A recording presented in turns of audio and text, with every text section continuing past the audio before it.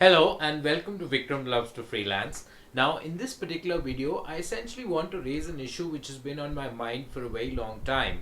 And as I continue working on freelance sites like Elance, one particular observation which I've made is that freelancers want to bid on projects at just about any unrealistic budget which clients quote.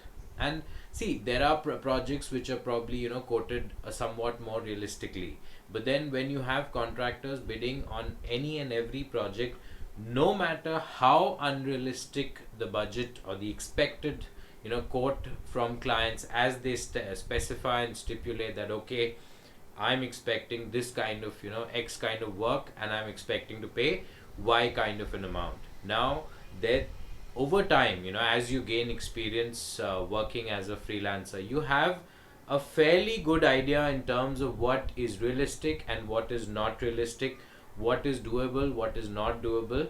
And see, most of the time as a freelancer, my investment, especially on these kind of jobs which are posted on freelance sites, my investment per se as a freelancer is essentially only my time and the effort which I'll be putting in. There's invariably not, there's no manual labor which needs to be done, unless the typing, the designing, or whatever you need to do on the computer, if that's counted as manual labor, which is not really the case. But yet, in terms of, say, if a job requires me to invest, say, 8 hours of my time or 10 hours of my time, and or maybe even more than that, I expect to be paid in a commensurate fashion which compensates for the time and the effort which I invest. To give you an example, let's say there's a job which asks you for say five different iterations of a particular logo, which a new business which is establishing itself, it wants, so that out of those five it can sort of pick and choose one particular logo design which it thinks would be most suitable for its business, and all the values or the principles which that business embodies, what it stands for. Now suppose those five iterations of logo designs, if that particular business is offering $100 for that, which works out to $20 for each logo design. I don't think that is anywhere near realistic pay. In a similar example can be, say, a job which seeks out 20 articles of, say, 500 words each, and is expecting to pay, let's say, $50, which works out to $2.5 an article.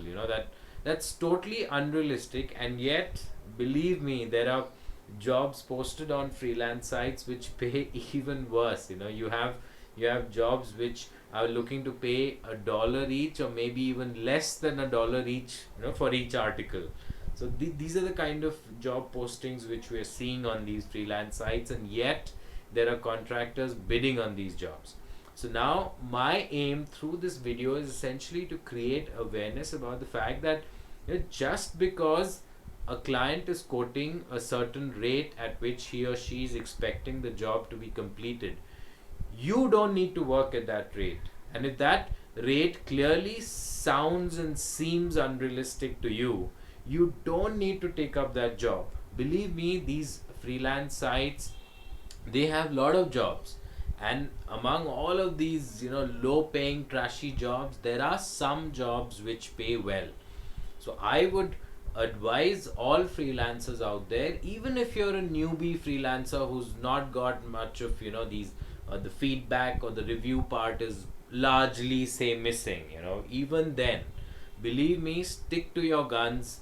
Charge what you think is a realistic compensation for your effort and time, no matter which geography you're in, no matter what level you're in. Say you're a newbie, or you have some feedback, or you have a lot of feedback, or you've been working for a fairly long time, you have a lot of experience behind you, whatever be the case, bid realistically as per what you feel from within.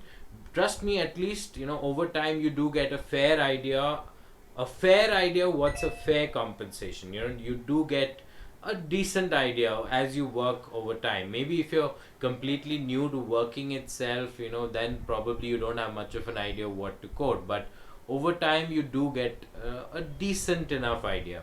So work on that. Your instinct will tell you that okay, this is good enough pay, or your instinct will tell you otherwise, that no, this is not good enough pay.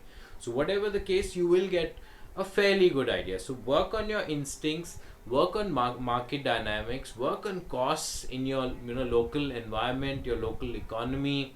What you think, if you're investing a certain amount of time and effort for a particular job, what you're getting out of that investment, how well you'll actually be able to use that money which you earn for buying certain goods or services in your local market or your immediate surroundings, what you intend to do with that money.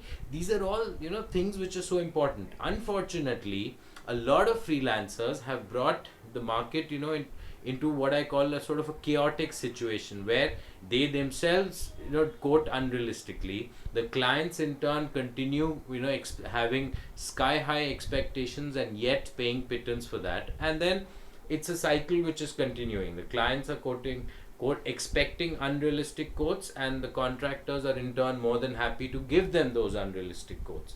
So this is a process which we need to break, and this is something which we need to do away with.